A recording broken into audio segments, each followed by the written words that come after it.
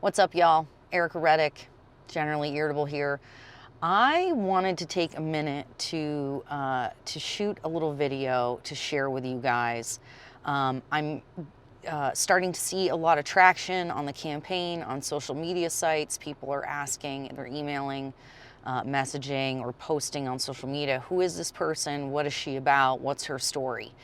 And, you know, some of you guys are familiar with me. I think a lot of people are going to be coming to this channel to learn more. So I figured I would take a moment to introduce myself.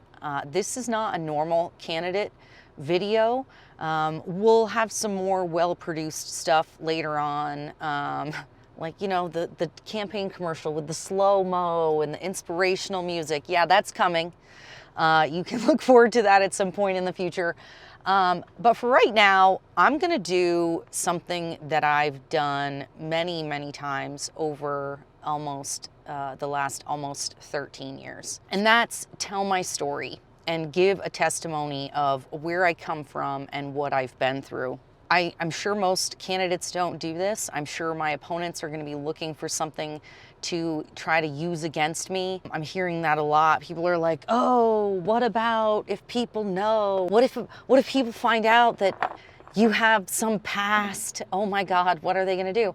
And I say, well, they're either going to do something or they're not. And it's up to them to decide. This really inspired me. I'm really inspired to do this because I just had a conversation with a young man that I'm becoming friends with. He's a very interesting young man. We were having a conversation about choice and people's decisions and how, you know, people's decisions have consequences, and that ultimately it is the responsibility of the person to choose to do or not to do something, even when it comes to something like addiction. And he didn't really understand, and he thought that I was oversimplifying that. And I could tell he was irritated with me. And he was like, oh, so the heroin addict has to just choose to put down the heroin? And I said, yes.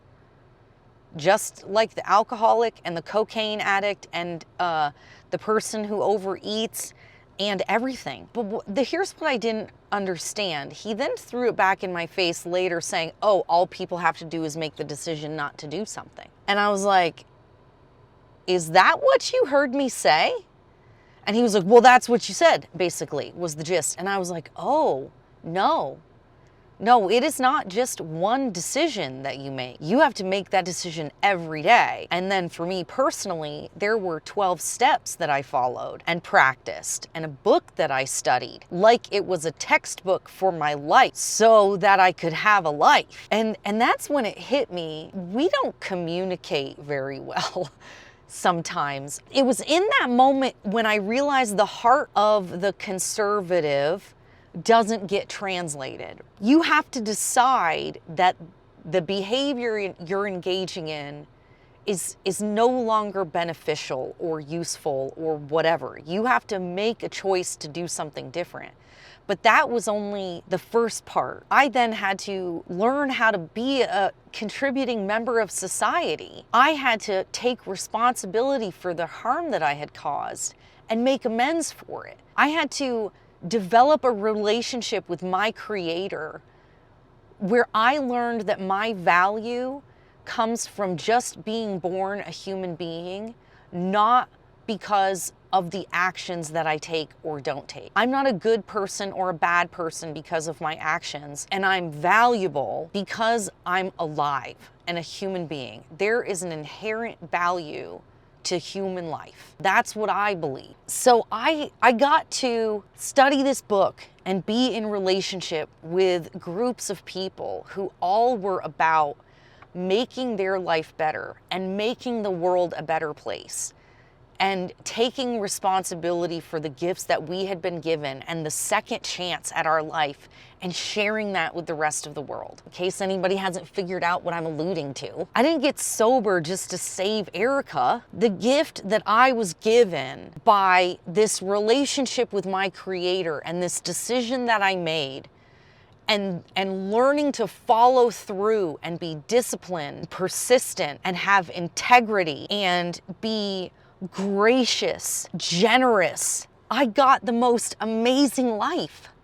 that I could ever possibly want. I have the most handsome, sweetest, most perfect for me husband I could possibly imagine. I have a family that loves me. I have friends. I get to contribute to my community. I get to help people live with purpose and dignity. What a gift.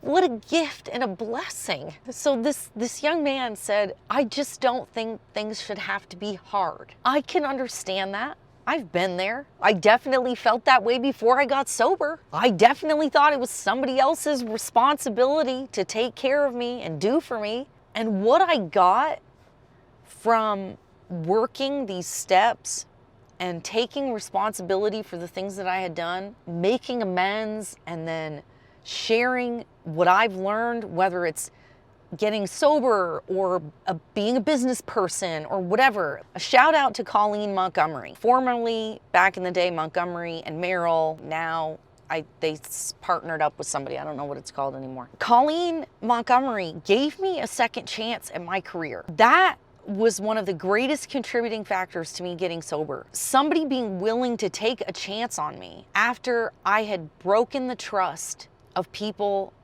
that entrusted me with their business. There was something in that I got to hold on to when things got hard. I said, somebody else is counting on me and somebody else believes in me. I cannot mess this up for her. And it was her willingness to pour into my life and to care about me when I didn't think anybody ever would again.